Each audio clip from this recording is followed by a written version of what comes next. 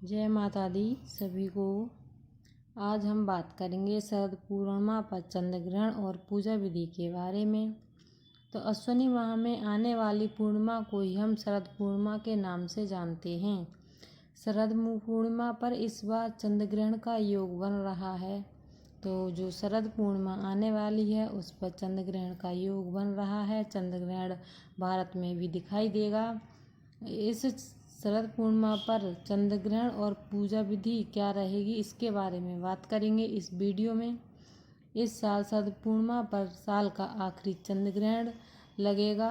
माना ऐसा जा रहा है कि पूर्णिमा के दिन जो चंद्र ग्रहण लगेगा वो भारत में दिखाई देगा।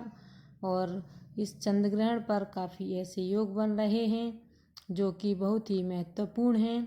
पूर्णिमा के दिन गंगा स्नान और दान का विशेष महत्व है, लेकिन शरद पूर्णिमा के दिन धन की देवी माता लक्ष्मी की भी पूजा बड़े ही विधि विधान से अगर आप करते हैं तो ज़रूर ही आप सफल होंगे। हिंदू पंचांग में जो बातें लिखी हुई हैं उसी के अनुसार आपको ये जानकारी दी जाती हैं। अश्विनी माह में आने वाली पूर्णिमा को शरद पूर्णिमा कहते हैं। माना जाता है कि जब शरद पूर्णिमा होती है उस दिन चंद्रमा धरती के सबसे निकट होता है। इस दिन चंद्रमा अपनी 16 कलाओं से परिपूर्ण होता है। साथ ही इस बार चंद्र ग्रहण भी 18 अक्टूबर शनिवार को ही लगने जा रहा है, जो कि हमारे भारत में भी दिखाई देगा। इस दिन चंद्रमा से निकलने वाली किरणों से जो अमृत वर्षा होती है, इसलिए इस दिन चंद्रमा को भोग में खीर अर्पित की जाती है। और शरद पूर्णिमा का व्रत करके शाम को माता लक्ष्मी की पूजा बड़े ही विधि विधान से की जाती है। तो इस बार जब ग्रहण लग रहा है तो फिर खीर रखें या नहीं रखें, ऐसी जो बातें निकल के आ रही हैं वो भी आपको इस वीडियो में मिलेंगी। जब आप शाम को पूजा करते हैं तो चंद्रमा को जो खीर अर्पित की जाती है तो उसका फिर भोग लगाकर हम खुले आसमान के नीचे रख देते हैं, जिससे कि भोग में चंद्रमा की रोशनी पड़ सके और वह अमृतमयी हो सके। शरद पूर्णिमा के दिन जो चंद्र ग्रहण है तो वो शनिवार को सुबह, जो पूर्णिमा की तिथि शनिवार को सुबह 4:17 पर शुरू होगी और तिथि का समापन 29 अक्टूबर रविवार को दोपहर 1:53 पर होगा। शरद पूर्णिमा 28 अक्टूबर को ही सही पड़ रही है और 28 अक्टूबर को ही ग्रहण भी लगेगा।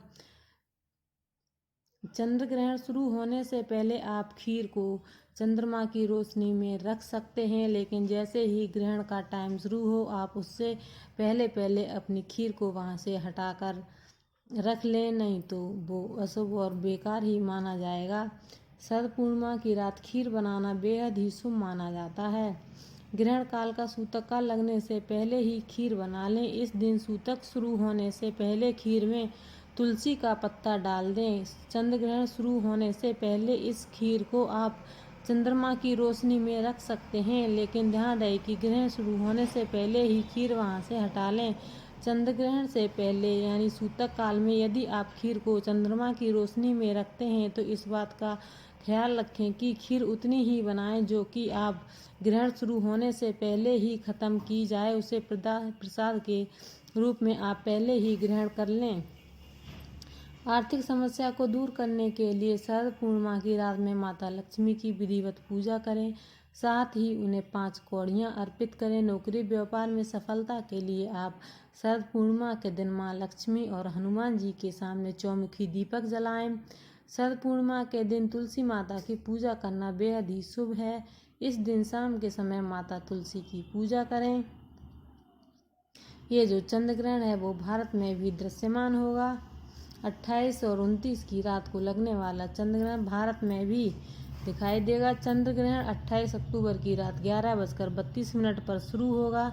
इस दौरान 29 अक्टूबर की रात 1:05 से शुरू होकर 2:24 पर ख़त्म होगा, यानी 1 घंटा 19 मिनट का होगा। यह ग्रहण मेष राशि और अश्विनी नक्षत्र में लगने जा रहा है। तो इस साल पर जो शरद पूर्णिमा पर ग्रहण लगने जा रहा है, तो ये ग्रहण अलग अलग राशियों को अलग अलग ही फल प्राप्त देता है। इस दिन माता लक्ष्मी की पूजा करके आप अपने जीवन में सुख समृद्धि और आरोग्य प्राप्त कर सकते हैं।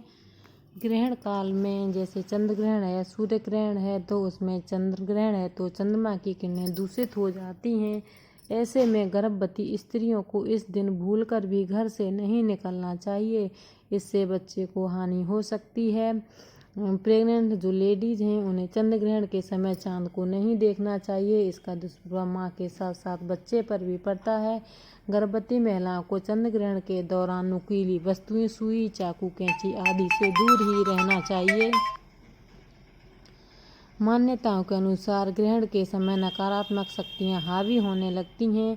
ऐसे में गर्भवती स्त्रियों को ग्रहण काल में हनुमान चालीसा, विष्णु सहस्त्रनाम, आदित्य हृदय स्तोत्र, विष्णु हस्तशाकारी मंत्र और पंचाक्षरी मंत्र का जप करना चाहिए। इसी तरीके से आप अगर नियम का पालन करती हैं तो आप जरूर ही ठीक ठाक से रहेंगी। और जब चंद्र ग्रहण पूरा हो जाता है तो सुबह को नहा धो के भगवान का ध्यान करें। और ग्रहण शुरू होने से पहले ही आप तुलसी का जो पत्ता होता है उन्हें तोड़ कर रख लें और आप अपनी खीर या फिर कोई भी खाने की वस्तुओं में डाल दें, जिससे कि उस पर ग्रहण का कोई असर ना पड़े। और आपको अगर ये वीडियो ठीक लगी हो तो वीडियो को लाइक शेयर ज़रूर कीजिए। चैनल पर न्यू हैं तो चैनल को सब्सक्राइब भी ज़रूर कीजिए। जय माता।